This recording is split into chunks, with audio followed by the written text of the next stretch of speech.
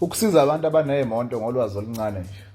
Uma ngabe imoto yakho i-insured, awuyiposti on social media mhlawumbe ujabule noma ninabangani phakathi noma wenza ivideo ubudriver uyiposti leyo nto leyo on social media. Awuposti futhi nanesithombe kunotshwala emotweni noma ngathiwa wena uphuze noma uphuzi. Awuyiposti into ekanjalo noma mhlawumbe uphethe ama-Hennessy o-Jameson noma ama-Savannah. Awuyenzi leyo nto leyo. Uma wazi ukuthi umuntu usayikhokhela and i-insured inomshwalense, awuyenzi into ekanjalo ngesizathu sane na.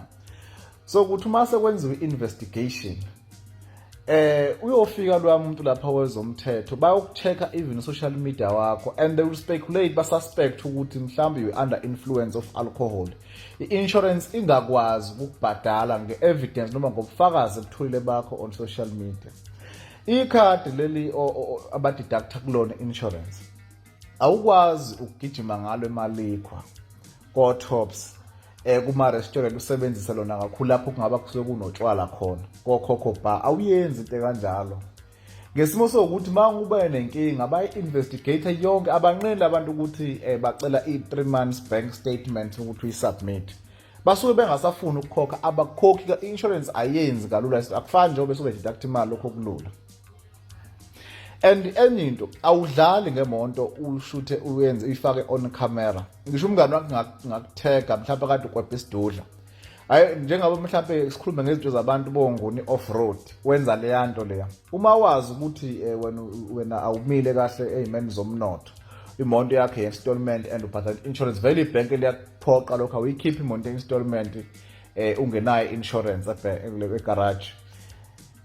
Awuzenzi lezi zinto leziya ngoba mawulimele kukhulunywa ngendaba yo-reckless driving ukuthi vele uphila kanjena ubukuyi-high risk ubungenza u-1 no-2 no-3 and even excess yoba ngaka. Size la umuntu uma ngabe umuntu insured, umuntu ongenayo license akayidrive imoto yakho. Okokuqala lokho ngoba ngeke izikubhadalele leyo nto zana leyo. And i-excess yakhona uma i-license incane i-less than, let me say mhlawumbe i-excess fee yakho bi-10,000. Uma ukuthi i-license ukudrive imoto yakho is less than 3 years, uzoyikhokha lo mali ye-excess isi-doubled ngoba ube umuntu obekuyi-high risk. Kufana nokuthi uwenze i-license namhlanje next month usiyothenga imoto, ama-premiums akho azoba makhulu ngoba awuthembekile. Ngazi noma niyangithola abantu abaningi bahlezi befola kule nto lezi trap. And imoto insured awuyihlalisi utshwala isikhathi esiningi ngoba ngisho ushayisa umuntu lo ofika osuke ethunyiwe osuke efika nomuntu we-breakdown noma umuntu oqala ozofika ngakathi ureport i-incident kwi-insurance. Into azoyenza ukushutha iy'thombe zayona yonke into akayitholile emotweni ukuthi enze ilento zana enze ivideo. Enye into futhi yokugcina abantu be-tracker kuyi-tracker yakho uyabacela ukuthi i-report any tracking company, ngabe usebenzisa uFidelity, ngabe usebenzisa uCar Tracker, ngabe usebenzisa uNetstar, ngabe usebenzisa ilento zana, what do you call this thing, sengakhohliwe lezi inkampani zama-tracker. Uyabatshela ukuthi i-report noma yakho yokuhamba confidential, wena uyo-approve uma ngabe kumele ukuthi unike umuntu i-report ngoba i-speed bayokubuza ukuthi yona yiphi tracking company oyisebenzisayo. Thola into buhamba ngo-8 endaweni ka-60, then they will charge you for leyo nto leyo ukuthi no vele ubuphule umthetho womgwaqo already.